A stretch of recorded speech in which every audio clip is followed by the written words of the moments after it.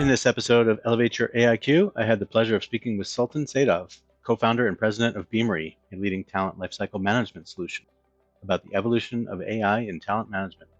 We delve into the critical importance of identifying and nurturing human potential, which means weighing the benefits and challenges of talent investments, particularly talent acquisition versus upskilling and reskilling. Sultan explains the concept of talent risk management, which sheds light on the challenges organizations face in retaining top talent, and the critical importance of having trustworthy data that can yield insights on attrition, skills gaps, and other risks. We also talk about AI governance, including AI legislation, ethics, and fairness. Beamery was one of the first solution providers to be voluntarily independently audited for adverse impact. So of course, I had to give Sultan and the Beamery team kudos for that and their ongoing advocacy in the responsible AI space. Overall, it's a fascinating and thought-provoking conversation with Sultan. I really enjoyed it and found it truly insightful. I'm confident you'll find it very insightful as well. Thanks for listening.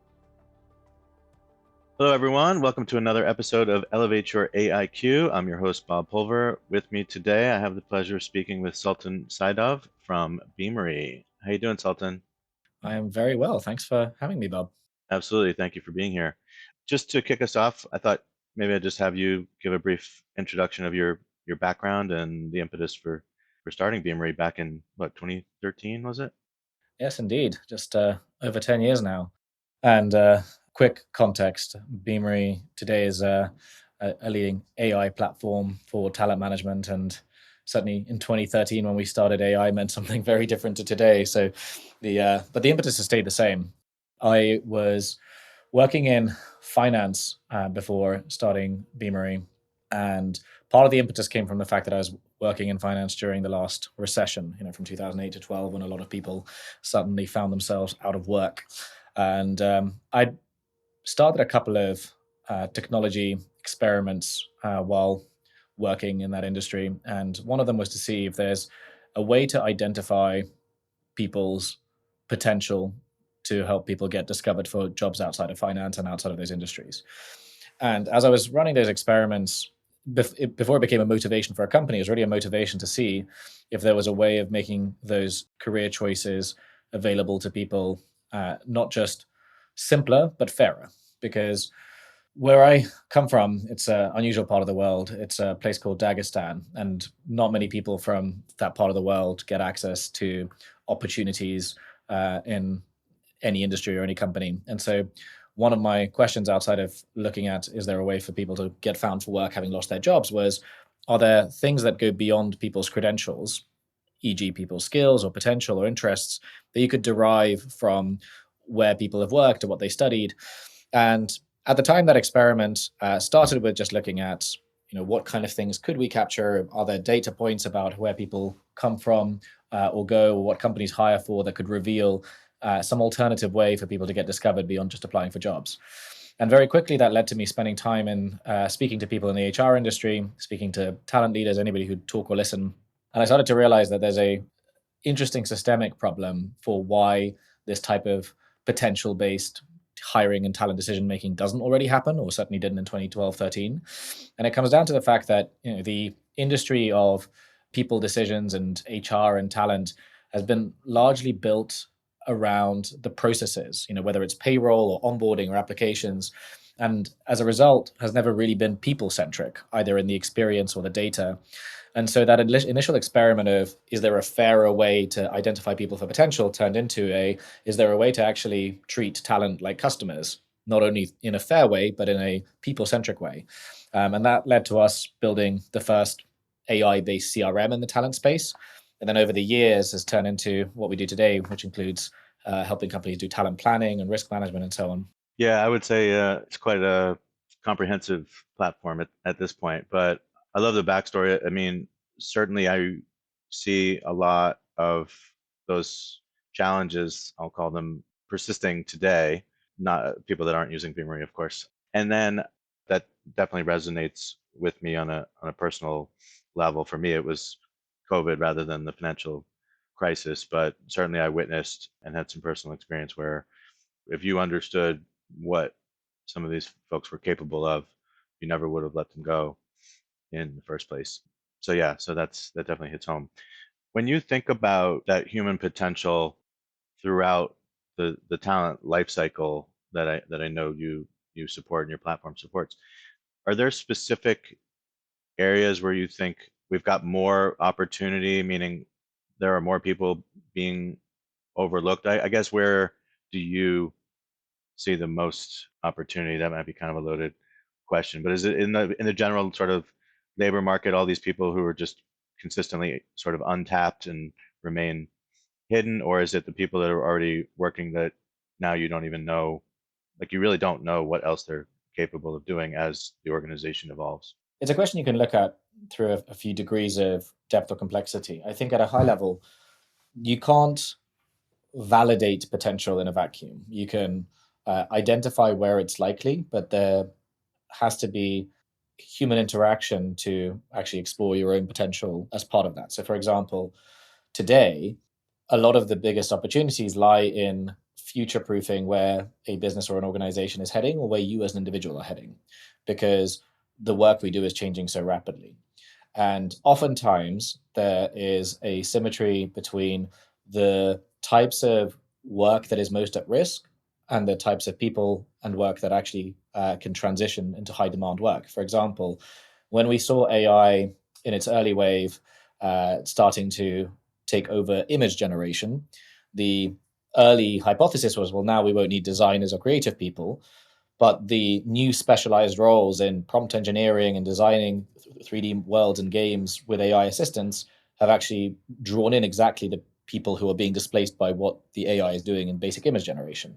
And similarly, when you look at the types of people who were told, well, you will no longer need work because of AI in other areas like customer support, the areas that companies who've been building new AI bots for customer support have needed to hire, like in content labeling and so on, have had to actually draw in people who used to work in customer support that's being replaced. And the symmetry means that the potential for the hard to fill new roles, whether it's in pharmaceuticals or in support or any other industry, often comes from the people whose roles are at risk, because that is the types of things that technology is starting to displace in some ways. And that means that the two sides of the coin are not just how do you as a company or a manager or a recruiter look at, well, how do I identify potential? There's also a question of how do you as a human, no matter what work you do, consider where your skill sets to this point might need to evolve and what information can help you make choices of where you go next. And I think those two things have to meet in any company setting. You careers don't happen to you, and people's progression doesn't happen by itself, but you can start sending the right signals to tell people, hey, you look like you have adjacent skills to this role. Is this something you'd find interesting?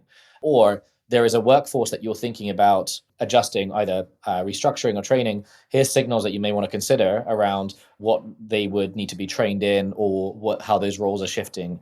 And so I think it really boils down to creating more information transparency and solving some of those sort of asymmetries of people not having the context of how work is changing and what might make you likely to be good at something. And that applies in day-to-day areas, like when you have new technologies like blockchain emerging.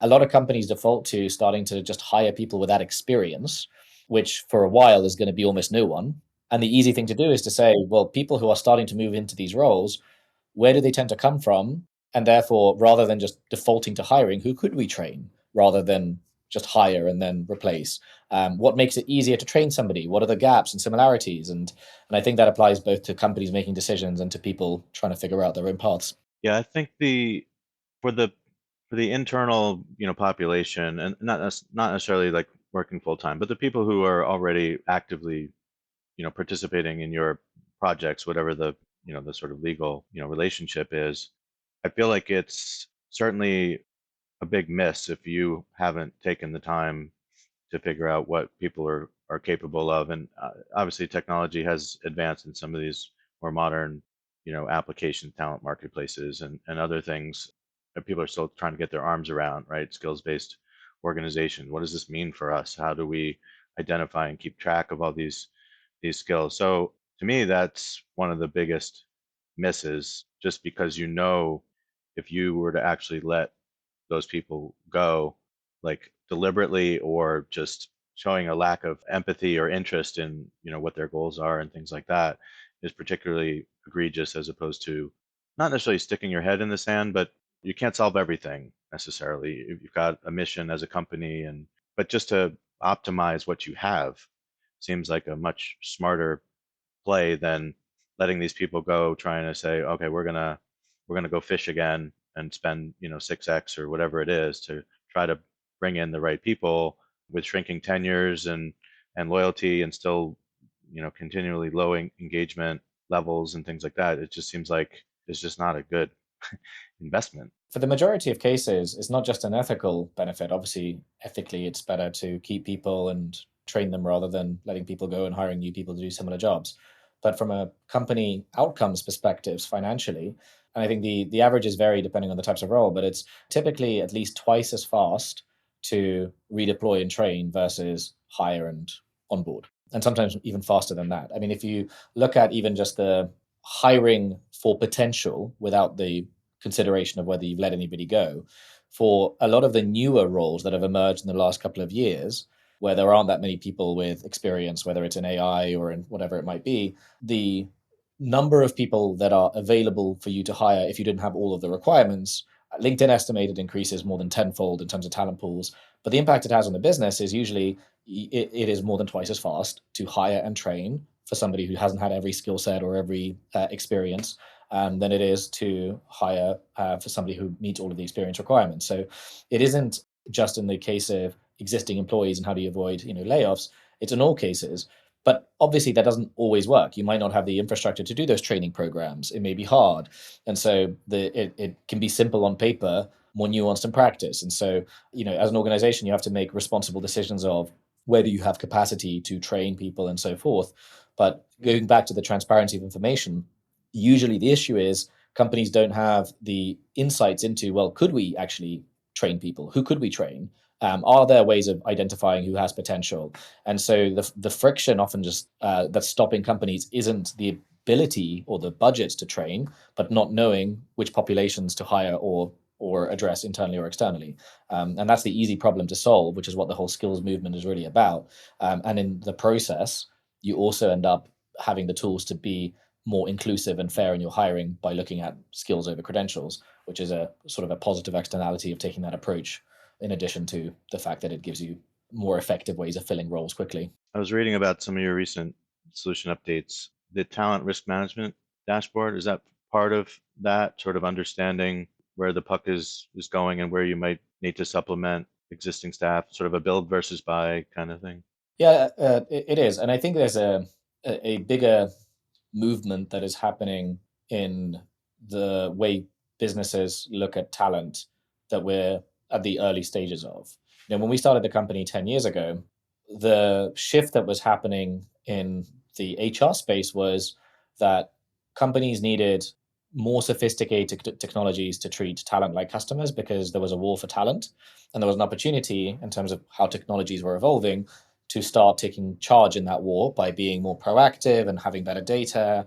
And in many ways, where we started with a skills-based AI CRM, it was bringing the kind of tools that sales teams had in systems like Salesforce into the context of what you needed as a talent and HR team. But what's happened and is happening today is a slightly bigger tectonic shift, not just in the HR industry, but in industry. Because of the speed of technological innovation, most companies are having to place existential bets on where their people are, what industries they operate in. Traditional construction firms are hiring chemists and researchers to reinvent materials. Car manufacturers like General Motors are building lunar rovers. All companies in all industries are transforming at a very accelerated rate, which means that the question of do we have the right people, are we hiring well, is no longer a efficiency war for talent optimization question, but a much bigger what makes us survive and be competitive as a business question. And in some ways, that's always been true. People have always been called to the business, but today it is much higher stakes for every business, which means that the question of is our talent strategy at risk is becoming more front of mind to many business leaders, whether it's CEOs, CFOs, CHROs too. And one of the interesting things about the word risk is most parts of the business are very risk conscious already, and talent teams are not when it comes to people plans. because they haven't really had data to model it. For example, most companies have a very sophisticated view of looking at whether their revenue targets are at risk. You have a pretty sophisticated view of knowing how likely customers are to stay, to convert. The idea of, is our people strategy at risk, how likely we are to hire for our roles, train for them, hasn't been modeled very effectively in the past. And so a lot of what it comes down to is we now have the need for this kind of risk prediction for businesses to know that their overall strategies are on track. At the same time as there's the possibility emerging to make those predictions, because AI models that look at people data and labor market data are getting more sophisticated. And so you have this opportunity now to say, we can, of course, keep making better employee experiences and fairer decisions about mobility and redeployment, but we can also help businesses consider their scenario planning for, do we place these business bets? Do we go into these markets with a lot more informed information about whether the people strategy that supports that is realistic? Yeah, that makes sense. So one of the topics that has come up a lot over the past year or so is this talent intelligence versus people analytics kind of camps, right? And how people are defining those terms, particularly talent intelligence, may vary, but the premise, I think, at least how I think about it, is the way you're describing this complex, labor market, making strategic business decisions, forming a talent strategy that aligns with your growth plans, your business strategy, your technology strategy. How is it that so many organizations are still like separating these teams, right? Like talent intelligence typically looks outward at the labor market and in-demand skills and things like that, whereas people analytics looks at just your people, and those two things don't necessarily meet. And I guess I'm curious to get your observations. Are people starting to collaborate more across those pre-existing silos? I don't know, maybe Beamery users are recognizing that, and you're already helping them break down those barriers by bringing all that data together. I think it's a early stage in the life cycle of how data intelligence is being used beyond centralized BI or intelligence functions. The kinds of companies that have been more sophisticated in looking at talent intelligence have often come from areas where they have the hiring of people as a core internal technology or competency, which is often high volume hirers in tech firms and so forth, whether it's e-commerce or companies like Uber or Amazon and so forth. And the decisions around where they open either warehouses or go markets they go to from a consumer and labor perspective are so hand in hand that they have to be sophisticated in areas of talent intelligence just as part of how they build their business.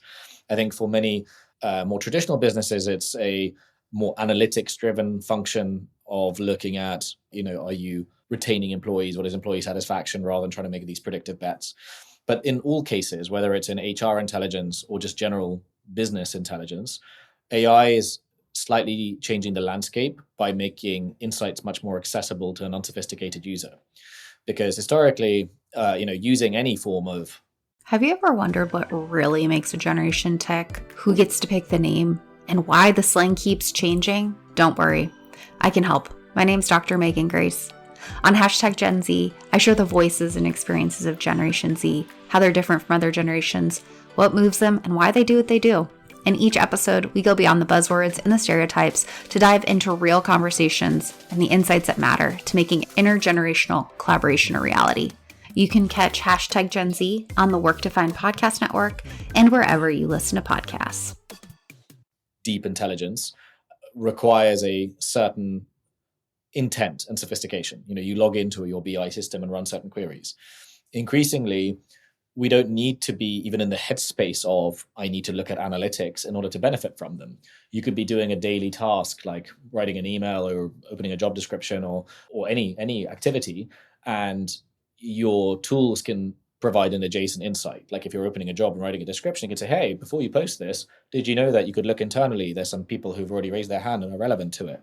If you are having a conversation with a particular colleague, similar insights can say, hey, in our internal employee systems, this may be useful to your conversation. And so this topic of what is BI, whether in the talent intelligence space or analytics space or otherwise, is starting to become a bit more nuanced and embedded into people's day-to-day decisions and interactions. And I think that changes the landscape of both what's possible and where this is heading. Because I think where it's heading as an industry and what it unlocks is a way for this to no longer be about the functions in the business, whether it's HR, analytics, or intelligence or elsewhere, and much more about who's doing the deep analysis versus who benefits from the outcomes of that analysis being available in the flow of work and day-to-day decisions. And is there an element of quality control, which might be what BI and analytics teams start doing before those insights start getting pushed into people's day-to-day usage? Yeah, no, I think that makes sense. And I know it's an evolution. Sometimes I get anxious because I see where this is going, and it just takes some people longer to get in that direction. It'll take time. I mean, like the technology to do a lot of what we're talking about in terms of insights being more sophisticated is there, but just because generative AI is here doesn't mean everyone is using it for all of its use cases, even if it's easy. I think, and it's not just a case of habits; it's a case of as a business user or as an employee, there is a web of tools and interactions that has to adjust before these things start to be adopted. It's much easier as a consumer to just log in and try something out. In the context of your business decisions, there has to be sort of an ecosystem, and that hasn't come together yet. So I think we're not going to see, in my mind, major change in how people work overnight. But if you look at it on the sort of 5-year horizon, I think it's going to start to come in just as it gets embedded into our Slack and our Teams and other products that we use every day. It seems like some of the generative AI capabilities and the data that it's been trained on, both external trusted data and internal proprietary data, it seems like that should open people's eyes to some of these possibilities and the need to break down some of these, silos and increase investment in these areas, right? I was talking to someone recently about the fact that finance and leadership wants people to bring strong business cases and bring data when they're seeking investment. And you've got people analytics teams, workforce analytics teams who have the data, have the expertise, have everything you could need to support and bolster a business case for some of these investments, and yet they're still not getting it. So I don't know, maybe that's a cultural thing or just a myopic perspective on, look, we've got to tackle, what's around the corner. We've got to worry about this quarter, not, what's going to happen in 2026. Yeah, I mean, it can be, but it's also risky to go the other way, which is, to go all in on a hypothetical technology innovation that hasn't yet had specific validations. I think each business and team ideally would have a sort of a validation strategy of which challenges do we have that some of these new technologies could meaningfully address. And so it doesn't need to become well, do we think about the next quarter? Or do we think about this theoretical future? But there can be some overlap. Are there problems for the next quarter that if we were to anticipate happen again the following quarter, we could spin out some pilot and look at whether in the future some of this stuff can help. So, for example, if one of your problems is the amount of time employees have to spend on internal support queries and tickets, it might be pretty quick to run a pilot and say, does creating an internal knowledge base or support bot provide a lot of value with very little effort? And that's what a lot of companies have done. And I think there's probably more innovation happening behind the scenes in many public companies, certainly the Fortune 500, that might be visible today, in part because in this new world of data and AI, there are many use cases that companies would be better off building internally than going to external technology providers for. Your data may be sensitive. You may not want to buy a third-party technology that accesses all of your IP and employee information, but you may not require that much engineering effort to build a pilot. Firms like McKinsey have ended up creating bots for their own consultants that only they could build because it looks at their own past consulting cases and it serves their own consultants in being able to work better. And they aren't a tech company, but they can hire a number of tech resources and build that suddenly much quicker than would have ever been possible. And I think there's a lot of those types of internal experiments that have a life cycle of at least a year or two before they start to really get more traction. And I think we're in the middle of that for many cases. So we'll probably see more of it and start to see that maybe some companies that look more myopic outside in are in fact going to be a lot more creative than meets the eye in the next year or two. You've always got to balance your tactical and your strategic, right? And you've got to place some bets. Your risk profile may need to change in this area than you typically might, but you also need to pay attention to impending, legislation, which I know you guys, stay on top of, and we'll get into that. But just while we're on the generative AI, topic, I did want to ask about, Talent GPT, how that's going, and probe that a little bit in terms of who are the primary users, and sort of what's next. Yeah, absolutely. So we announced Talent GPT, I think March last year, and it's a generative AI interface built on top of the largely job architecture and skills based AI models that we've built for years, but that weren't always easy to interact with in a consumable way. So, for instance, we can tell you through our own AI models before generative AI, if you have a particular job title or experience, these are the most relevant skills, these are the skills relevant to a task. But that's not always the most consumable way of getting that data. You might just say, hey, can you help me find some job requirements? So in many ways, the power of generative AI in general is to make conversational interactions connect with other technologies and products that have already existed. And that's what Talent GPT was for us. So suddenly we could say, you don't have to put in or click a button. You can just say, hey, help me write a job description. And then we could call our AI models that find the right skills and so forth. And so the early use cases were to run this as a alpha program to ensure that the control of what happens when you ask a question that might not fit our AI models, that the interaction can essentially fail safely, i.e. tell somebody this isn't what we do, because we're not trying to make a general purpose conversation bot. We're trying to make very particular interactions that our products and AI models already serve work in a much easier and more seamless way.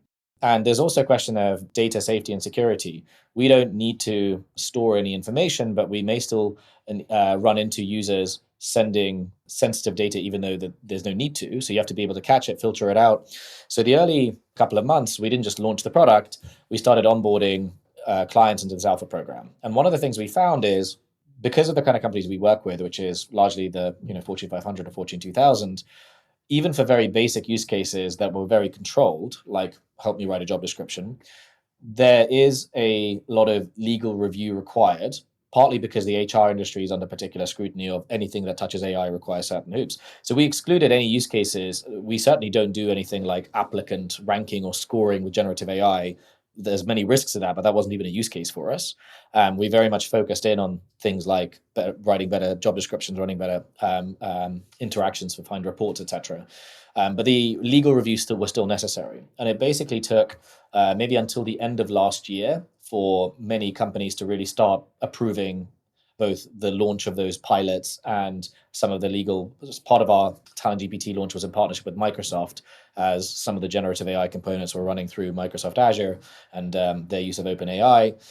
And so in earnest, a lot of the validation of people actually starting to use the product started this year, almost a year later. And I think in that regard, it's still early doors for the true potential of this, because what I think a lot of those use cases that we focused on, which make the product easier to use, etc., I think what really brings them into maximal potential is if those interactions that are generative AI based don't require you to go into a different system. Because right now, all of Talent GPT has been built into the Beamery interface. You can click a button or you can chat to the assistant or the co-pilot.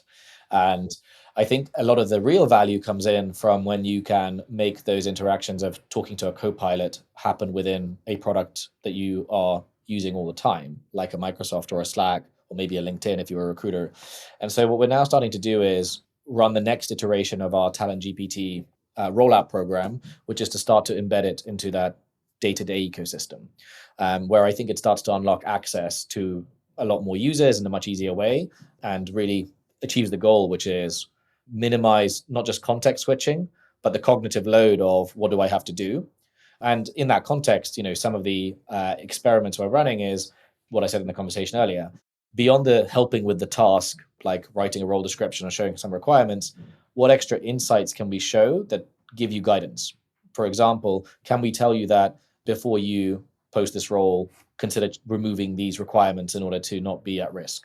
And that's the other area of experimentation that's been so far proving to be a very valuable area, but we need to plug in the right level of insights to really maximize the potential of those products. Yeah, I like that approach. Just coming from, so I've spent a lot of time in the broad sort of responsible AI space over the last year plus. And I think one of the elements of all of this is that people are going to take advantage of these interfaces. They're going to like the natural language, the conversational nature of it, whether it's in the future it's mainly voice or you're typing through text interface.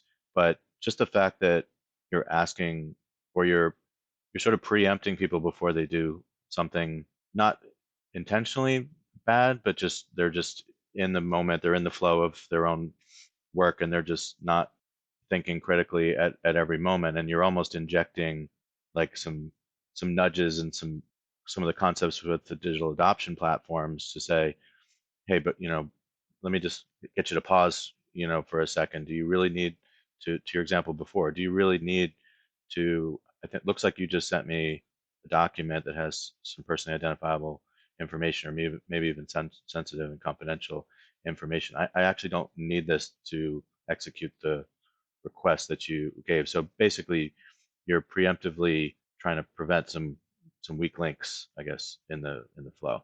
Yeah, and again, I think that that's where there's a unique opportunity for Gen AI in general as a guidance of what have you not thought about, and as a guide to helping you ask better questions rather than just as a sort of alternative way to execute on a task.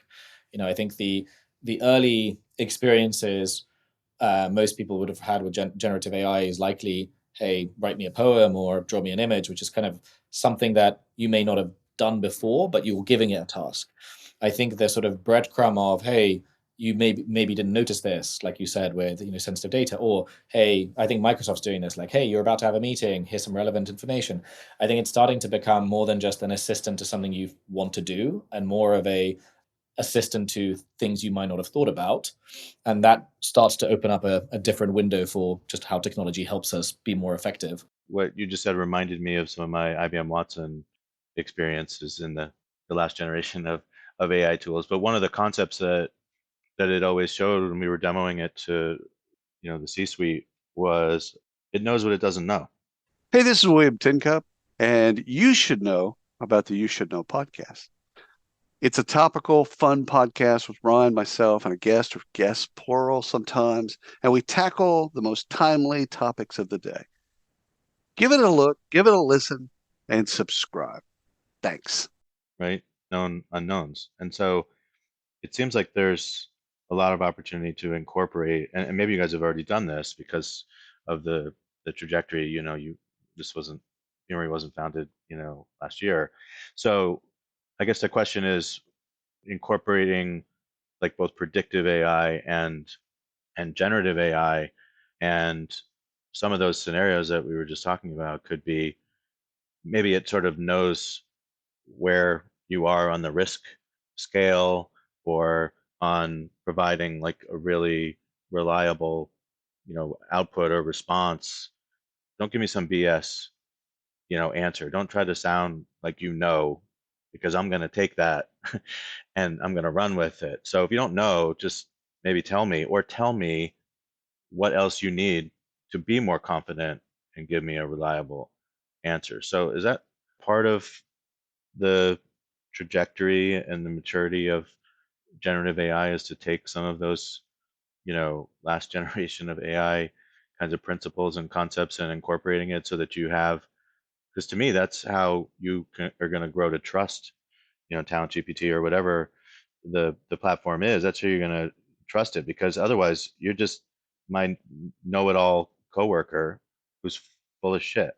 I mean, that's how we're approaching it, but I think it's an optimistic view to assume that that's what all generative AI is being built to do, right? I think a lot of research into how to really create productivity out of this AI wave is looking at agents and automation rather than what we're describing, which is this kind of augmenting people with, I can help you here, I don't know this. So I think we are seeing a sort of a bifurcational split in which direction AI is being used to clone people's work, whether it's as sort of digital twins or just alternative automations versus assist people's work.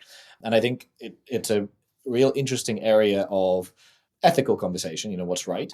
But for us, the goal is very much to give people transparency and insight rather than try to automate. Because there's automation exists and has already existed, but I don't think it's where these LLM type AIs are right to be used today. When we talk about risks of hallucinations, it's very different if you are giving somebody information and saying, well, this is where I found it and so on, but it might be incorrect, versus if you start to apply AI that could hallucinate to like large scale automation tasks. And that, especially in the HR domain, is pretty scary, and at least for now being regulated, which is good to see.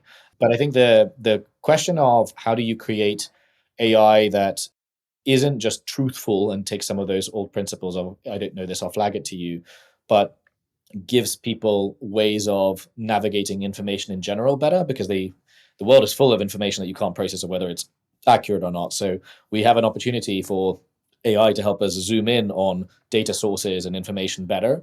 And tools like Slack are doing a good job of this. I think they've started to embed summaries of conversations, and the summary might not be perfect, but it will reference which bits it took it out from. And so the user habit that's being formed isn't to make you trust and rely that the words that are summarized are always going to be right. It's as an alternative notification engine that gives you a quick read and a way of drilling in to check.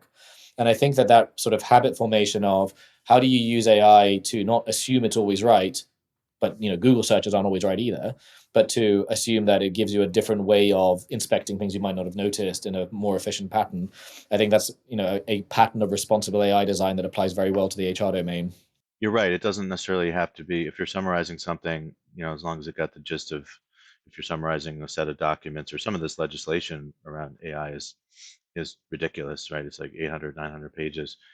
But then I think about like interview intelligence tools that are transcribing interviews and summarizing it, right? So, I mean, maybe it did a good job of summarizing it. Maybe it got the gist of it, but maybe it also missed some nuggets that a human being might find particularly, insightful. So I think we need to be careful depending on the use case. This is a great example because it really boils down to there being a different risk when you're assisting someone in being more productive versus when you are potentially influencing an employment decision, right? Bias emerges in any attempt to summarize or change anything because any words you've removed create a different potential context, right?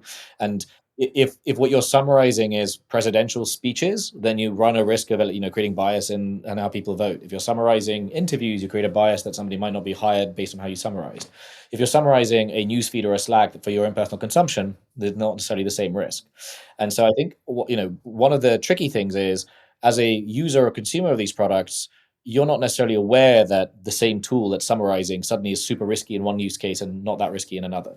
And I think signaling that element of you really should dig into this and consider these risks is part of what we have to start making key to these interfaces and how these things are served being usable in a safe way without assuming everyone's very sophisticated and thoughtful about using them.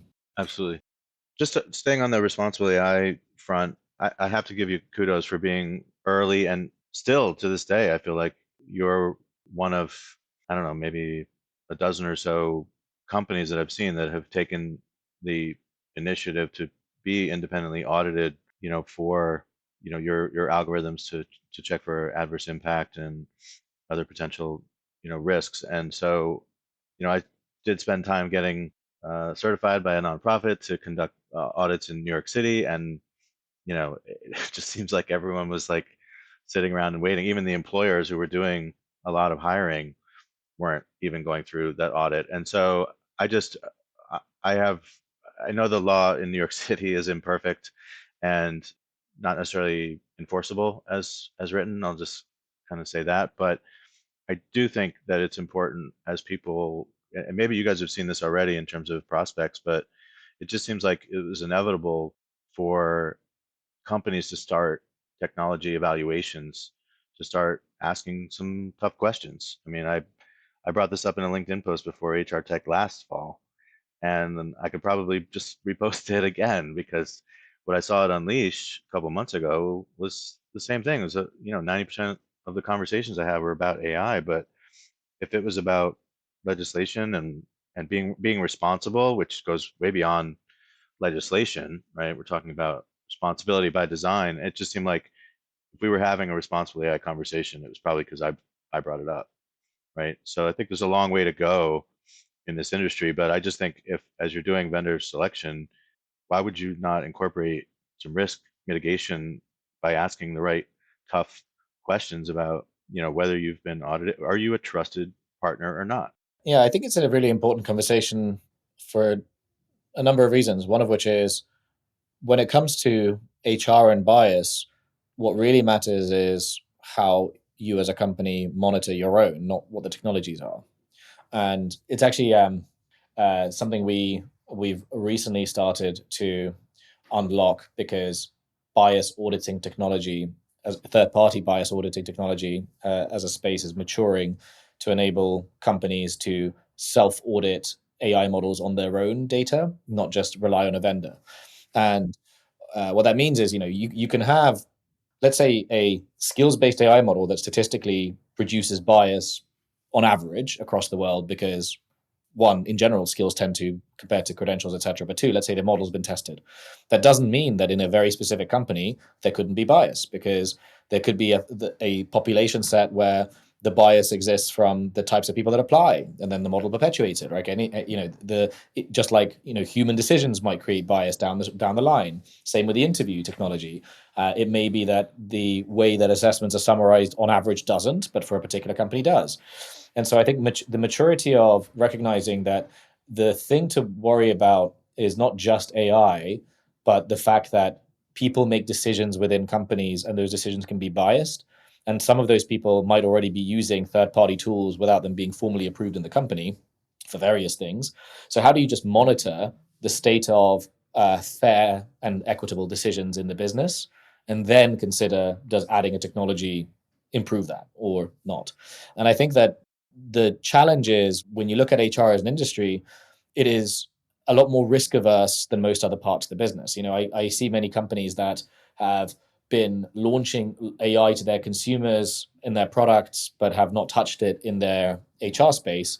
And eventually that's going to change, right? Eventually there's going to be an element of sort of competitive differentiation and recognizing that these things are being used.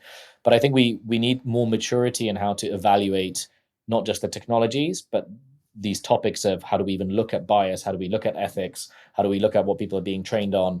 And I think it's been surprisingly slow as a maturation, which has actually led to, you gave the New York example, some of the regulators going out and saying, we are actually trying to encourage AI, not stop it. Keith Sonderling, you might have seen, as he's been at the EEOC for, I think, 7 years and is actually leaving, I think, at the end of this year.